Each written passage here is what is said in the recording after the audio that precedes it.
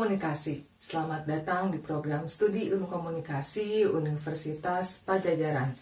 Saya Rahmaniar, dosen mata kuliah Filsafat dan Etika Komunikasi. Dalam video ini, saya akan menyampaikan topik terkait etika komunikasi dalam komunikasi antar pribadi dan diskusi kelompok kecil. Dalam buku Ethics in Human Communication karya Richard L. Johansson hadir beberapa pembahasan terkait komunikasi antar pribadi. Bahasan pertama adalah mengenai isu komunikasi antar pribadi. John Camden menyampaikan bahwa perlu adanya pedoman terkait potensi-potensi yang harus dipertimbangkan terkait isu ini, yaitu yang pertama harus bersikap jujur dan terus terang, kedua menjaga hubungan harmonis daripada mengungkapkan pendapat atau menunjukkan individualisme diri, ketiga informasi yang disampaikan harus akurat, keempat penipuan yang disengaja dianggap tidak etis, kelima, isyarat verbal dan nonverbal harus konsisten agar makna yang ingin dikomunikasikan tersampaikan lebih jelas. Keenam, menghalangi proses komunikasi secara sengaja dianggap tidak etis, misalnya memotong omongan atau pembicaraan orang lain, mengubah topik pembicaraan saat orang lain ingin menyampaikan sesuatu, hingga mengalihkan perhatian orang lain dari topik pembahasan.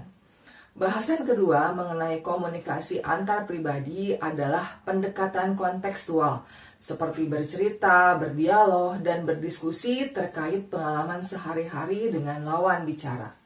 Ronald Arnett menyampaikan bahwa terdapat 3 proposisi standar dalam beretika terkait pendekatan kontekstual, yaitu yang pertama, harus terbuka terhadap informasi dan pendapat yang mendukung perubahan persepsi tentang diri sendiri dan orang lain. Tapi diri kita tidak harus setuju dengan informasi atau pendapat tersebut. Yang kedua, perlu adanya aktualisasi diri atau kesadaran akan manfaat dan berbagai potensi yang ada dalam diri, yang harus ditingkatkan jika memungkinkan pada individu saat berada di dalam kelompoknya. Hal ini mendorong individu untuk memahami dirinya dan bisa membuat keputusan yang baik. Ketiga, harus mempertimbangkan emosi dan perasaan diri sendiri. Tetapi emosi tidak hanya menjadi satu-satunya faktor bagi seseorang untuk berperilaku. Terkadang upaya untuk mendapatkan keputusan, respon, dan pendapat akhir yang baik memerlukan tindakan. Ketiga, bahasan mengenai komunikasi antar pribadi adalah etika kepercayaan antar pribadi. Kim Griffin dan Richard Barnes menyebut bahwa ada 3 hal yang harus diperhatikan terkait hal ini, yaitu yang pertama, kita berusaha menjadi pribadi yang aktif dan mulai menumbuhkan rasa percaya dari diri kita kepada orang-orang di sekitar kita.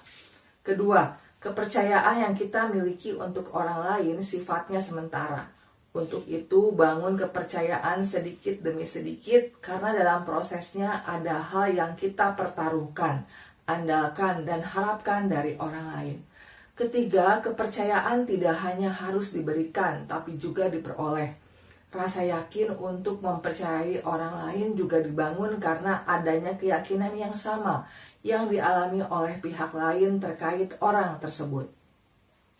Bahasan keempat mengenai komunikasi antar pribadi adalah etika dalam komunikasi sehari-hari. H.P. Gris menyebut ada 4 hal yang harus diperhatikan terkait hal ini, yaitu yang pertama adalah kuantitas.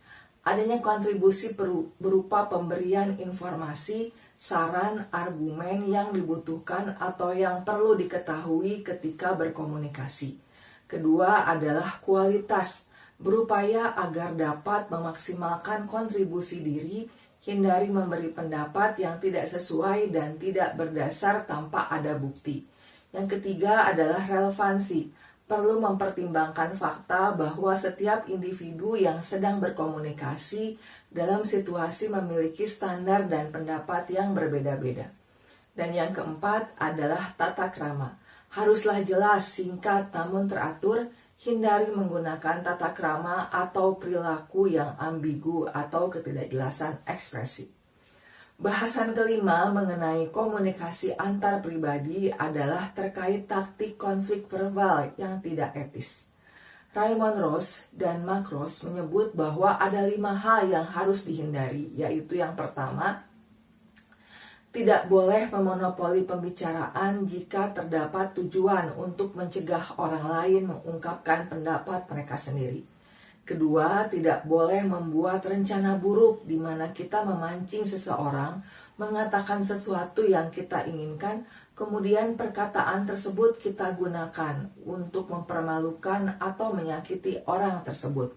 Ketiga, tidak boleh menyerang seseorang secara verbal dengan tujuan keuntungan diri, seperti mencari tahu dan mengumpulkan hal-hal yang kita ketahui tentang orang lain dan kita gunakan untuk menjatuhkan mental orang tersebut.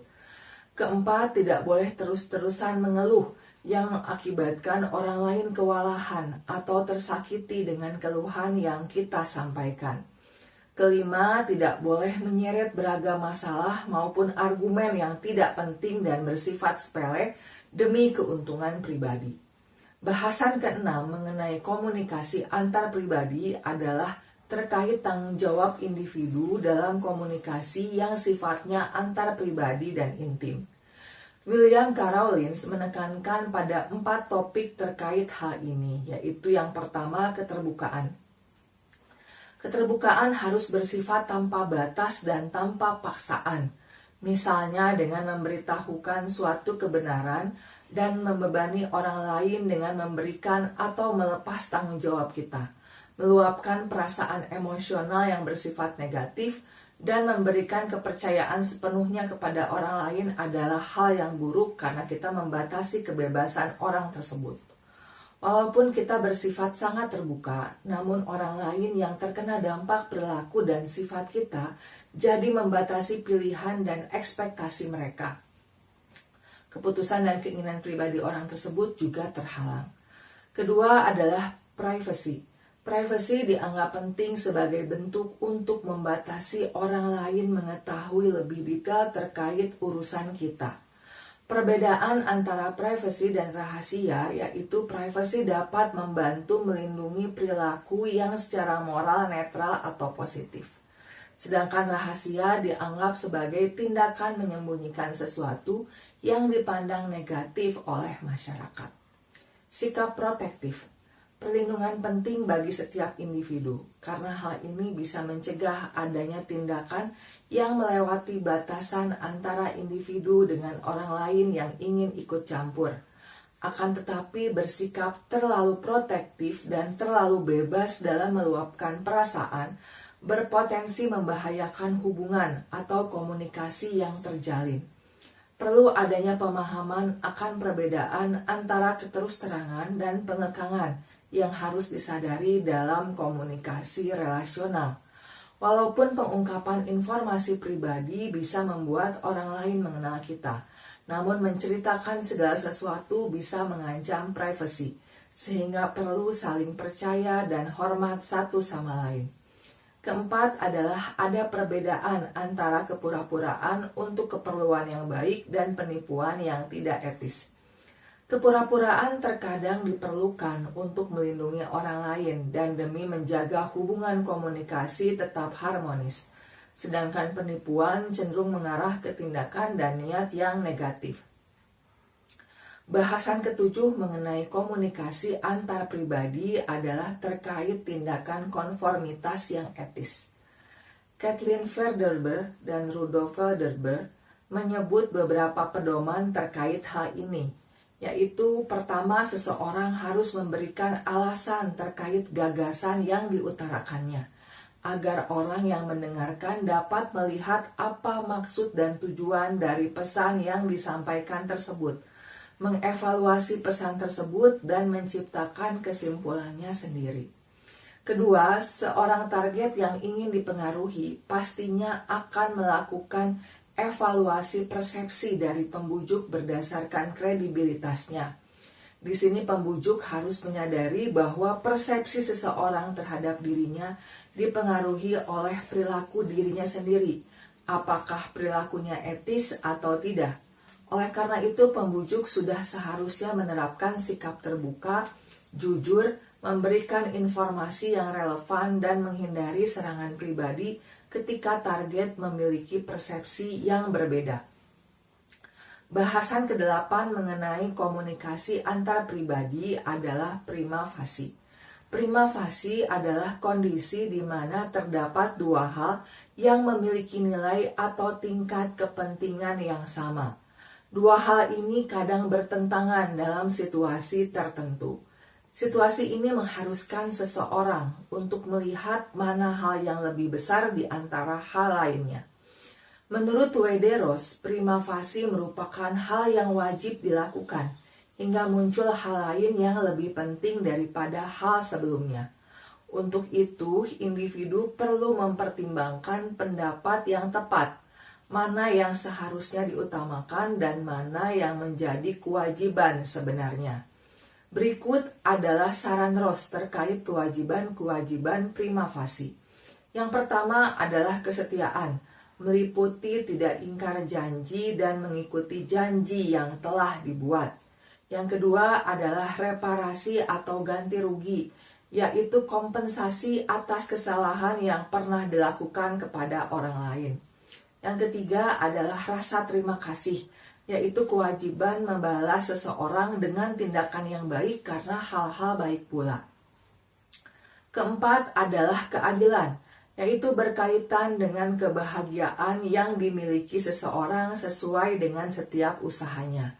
Kelima adalah kebajikan, yaitu kewajiban untuk berbuat baik serta meningkatkan kondisi orang lain di sekitar, baik itu dari kebahagiaan maupun etika mereka. Keenam, memperbaiki diri, yakni kewajiban untuk terus meningkatkan diri menjadi lebih bijaksana dan beretika. Ketujuh, tidak merugikan orang lain, yaitu kewajiban untuk tidak menyakiti atau melukai orang lain. Kewajiban ini berkaitan dengan kewajiban kebajikan, yaitu setiap individu harus berbuat baik satu sama lain. Selanjutnya, masih dalam buku Ethics in Human Communication karya Richard L. Johanson, hadir beberapa pembahasan terkait diskusi kelompok kecil. Pembahasan tersebut adalah yang pertama mengenai a political perspective for small group discussion. Ernest Borman menganjurkan beberapa saran terkait hal ini, yaitu yang pertama, anggota diperbolehkan mengambil keputusannya sendiri tanpa paksaan, tipuan, dan manipulasi. Yang kedua, mendorong anggota terus berkembang dan meningkatkan potensi yang dimilikinya. Ketiga, setiap anggota harus dapat berkomunikasi satu sama lain sesuai dengan keinginan masing-masing. Keempat, setiap anggota harus berkomitmen untuk mempertahankan fakta-fakta, pernyataan, serta nasihat yang baik dan benar dalam kelompok. Kelima, penalaran yang baik dan penilaian yang relevan harus dikembangkan. Keenam, menghindari konflik dan ketidaksepakatan yang berfokus secara pribadi. Ketujuh, tidak memanipulasi orang lain semata-mata untuk kepentingan diri sendiri. Kedelapan, sebagai penasihat, individu harus memberikan informasi secara akurat, jujur, dan adil. Menyertakan sumber serta memberikan izin untuk orang lain memeriksa bukti atau argumen yang dibawakan. Pada peran ini, berbohong adalah tindakan yang tidak etis karena dapat merusak kepercayaan orang lain. 9. Menerapkan praktik komunikasi yang baik untuk memperoleh hasil yang baik pula. Bahasan kedua mengenai diskusi kelompok adalah panduan etis dalam komunikasi kelompok. Herbert Gulley mengidentifikasi beberapa panduan komunikasi etis tersebut, yaitu yang pertama, anggota harus menghargai hasil dari keputusan kelompok yang telah didiskusikan bersama. Tetapi apabila tidak setuju, individu harus menjelaskan penolakan terhadap suatu keputusan dengan baik. Kedua, anggota berkewajiban mendapatkan dan memberikan informasi yang baik dan akurat. Ketiga, anggota berkewajiban mendorong komunikasi yang aktif dan melibatkan semua sudut pandang, termasuk yang tidak populer atau jarang tersampaikan. Keempat, anggota harus terbuka menyampaikan bias-biasnya sendiri dan mengidentifikasi sumber informasi serta prasangka berdasarkan informasi tersebut. Kelima, berbohong, mengarang sumber, dan pemalsuan fakta adalah tindakan yang tidak etis. Keenam, anggota yang beretika tidak akan berusaha untuk memanipulasi dan mementingkan tujuan egoisnya sendiri. Ketujuh, anggota harus menghindari cara-cara yang mengaburkan analisis secara sengaja. Bahasan ketiga mengenai diskusi kelompok kecil adalah ethical sensitivity. Dennis Goran menyajikan beberapa pertanyaan sebagai pertimbangan dan panduan dalam pengambilan keputusan di kelompok kecil, yakni sebagai berikut. Yang pertama, apakah keputusan kita memberikan kepedulian yang tepat terhadap mereka? Yang kedua, apakah kita telah mengeksplorasi semua hal dengan bertanggung jawab sesuai kemampuan kita? Yang ketiga, apakah kita salah mengartikan posisi atau menyalahgunakan sumber informasi? Yang keempat, apakah terdapat perkataan dan perlakuan yang menurunkan harga diri mereka? Yang kelima, apakah setiap individu dalam kelompok memberikan rasa hormat satu sama lain sebagaimana mestinya? Terakhir, bahasan keempat mengenai diskusi kelompok kecil adalah group think ethic. Group think merupakan label untuk memberikan gambaran kelompok kecil dalam mengambil keputusan dan memecahkan masalah. Irving Janis menganalisis 8 gejala utama yang menjadi karakteristik group think secara sederhana, yakni sebagai berikut. Yang pertama, menghindari rasa optimis berlebihan dan mendorong kita untuk mengambil risiko yang ekstrim. Kedua, menghindari rasionalisasi yang menghalang anggota lain untuk menilai kembali pendapat mereka. Ketiga, menghindari keyakinan yang tidak perlu dipertanyakan terkait moralitas dan mengabaikan konsekuensi etis serta moral dari keputusan mereka. Keempat, menghindari stereotip tentang pihak lawan yang berkaitan dengan hal negatif. Kelima, menghindari tekanan yang membuat anggota lain merasa tidak loyal ketika mereka menyampaikan argumen-argumennya. Keenam, menghindari kebulatan suara terkait penilaian suatu pandangan mayoritas. Misalnya, diam berarti setuju. Ketujuh, menghindari adanya sensor mandiri yang meminimalkan pentingnya keraguan atau kritik bagi setiap individu.